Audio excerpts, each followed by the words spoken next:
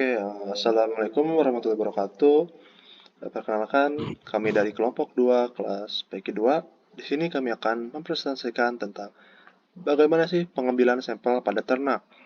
Oke. Nah, selanjutnya itu ada macam-macam sampel. Yang pertama itu ada sampel darah.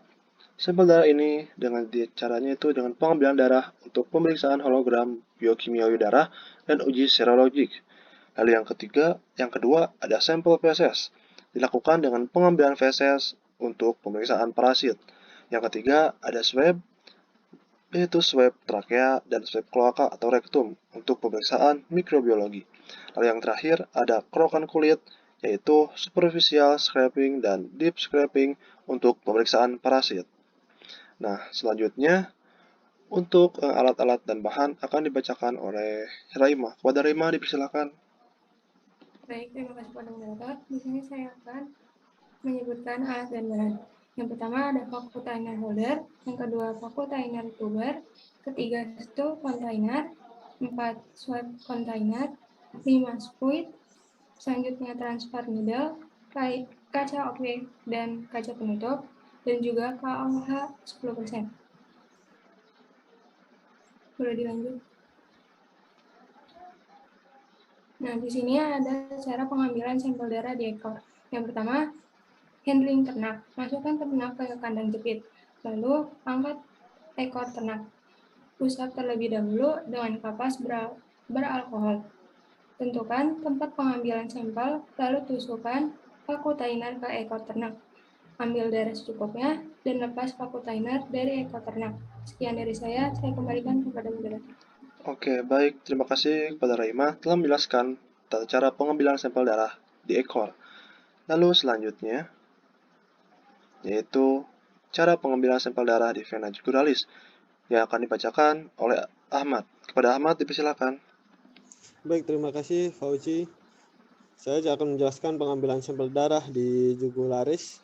Yang pertama yaitu ternak akan dihandling terlebih dahulu agar tidak banyak gerak agar mempermudah pengambilan. Yang kedua, siapkan suntik, tentunya steril ya. Yang ketiga, tentukan letak yang akan diambil sampel. Yang keempat yaitu lakukan pengambilan darah pada vena jugularis. Yang kelima yaitu ambil darah secukupnya. Dan yang keenam, lepas dan tekan lalu bersihkan bekas venipuncturnya. Dan darah siap dites.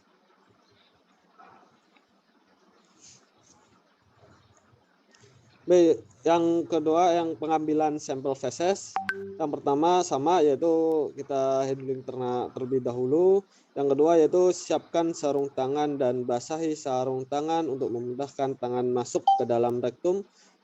Tentunya juga harus bersih harus. Yang ketiga yaitu masukkan tangan secara perlahan-lahan ke dalam rektum dan ambil feses secukupnya. Dan yang kelima yaitu masukkan kapas berformalin untuk mencegah telur-telur pada feses tidak menjadi larva. Selanjutnya saya kembalikan ke Fauzi. Oke, baik. Terima kasih kepada Ahmad telah menjelaskan dua tata cara pengambilan sampel. Nah, selanjutnya yaitu akan dibacakan oleh Anika Fakih. Kepada Anika Fakih dipersilakan. Baik, terima kasih moderator. Saya akan menjelaskan tentang tata cara melakukan swab trakea pada ayam. Pertama-tama, buka paru unggas dan masukkan swab pada trakea. Kemudian, dengan lembut lakukan swab pada dinding trakea. Selanjutnya, ambil swab sambil membuat gerakan memutar. Dan yang terakhir yaitu letakkan swab pada kontainer dengan media transport. Selanjutnya, saya akan menjelaskan tentang cara kerokan kulit. Yang pertama-tama, siapkan toples sampel berisi larutan KOH 10% dan pisau. Selanjutnya, lakukan kerok hingga berdarah daerah kulit yang diduga terinfeksi parasit skabies. Lalu, masukkan hasil kerokan ke toples sambil berisi larutan KOH 10% dan aduk. Selanjutnya, campur debris yang terakumulasi pada pisau kerokan dengan KOH di kaca objek. Dan yang terakhir yaitu tutup kaca penutup dan periksa dengan mikroskop. Itu saja yang dapat saya sampaikan. Saya kembalikan kepada moderator. Oke, terima kasih kepada Andika Paki telah menjelaskan dua tata cara pengambilan sampel. Oke, tak terasa ya sudah di akhir acara. Terima kasih. Apabila ada salah kata, dimohon maafkan. Assalamualaikum warahmatullahi wabarakatuh.